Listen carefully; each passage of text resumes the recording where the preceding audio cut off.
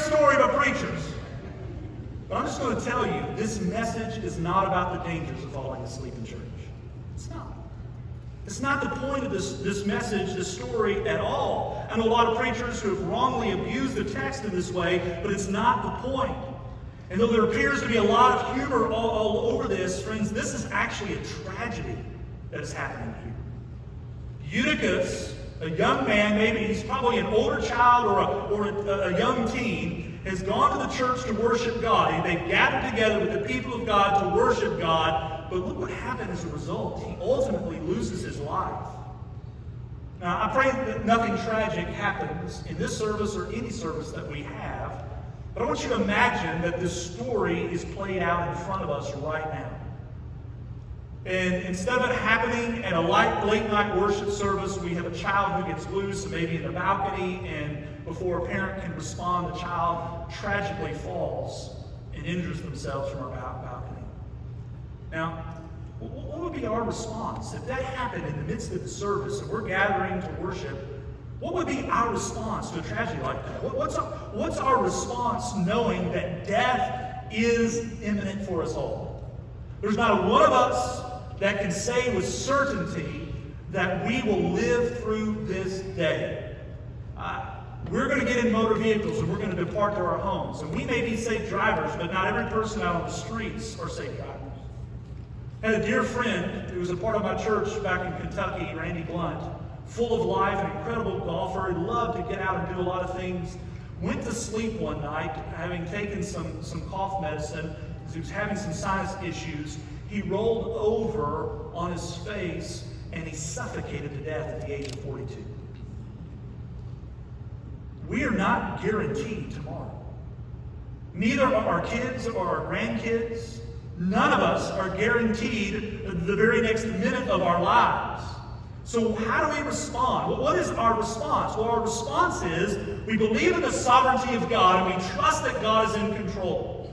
And it was in the heat of the moment that for most of those people, I'm sure that would have been difficult to do. Imagine the commotion that would have happened when Eutychus looked out of the window and somebody noticed the shrieks and the wails of, oh my gosh, what has happened here? What has taken place as this young man's life was taken from him? That there was someone on the scene who believed that God was in control, and it was Paul. Verse 10 tells us that Paul went down and bent over him. And taking him in his arms, said this, do not be alarmed, for his life is in him. So after Eutychus has fallen, he's dead, more than likely. Paul goes down, picks him up, proclaiming that he is alive. Now, was Paul out of his mind when he said that? How can he proclaim that a dead person was now alive? Well, he could do that because he was alive. He was not dead.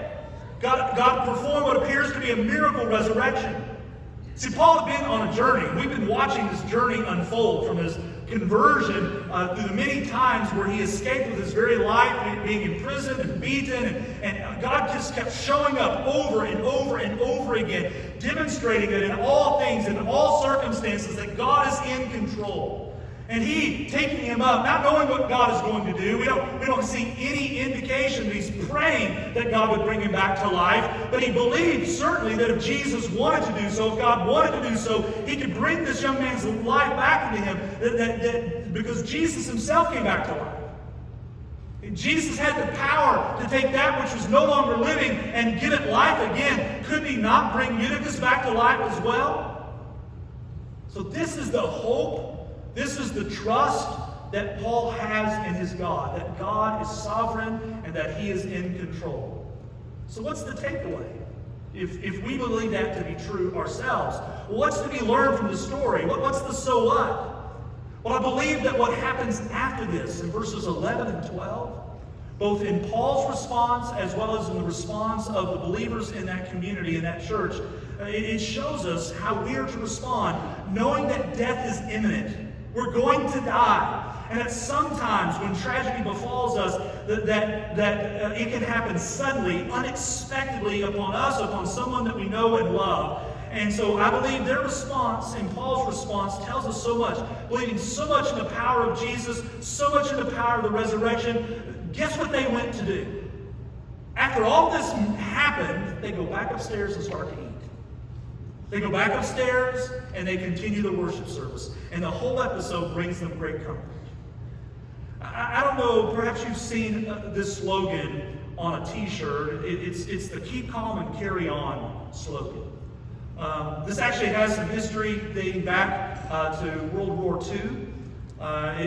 This slogan first appeared, I don't know if we have it up on the screen here. This slogan first appeared in 1939. There were 2.4 million posters that were produced by the British government, knowing that war was inevitable on their very own land, that it wouldn't take long before the Nazi Germany would begin to send bombing planes to Great Britain, and they would be facing these massive air attacks known as the Blitz.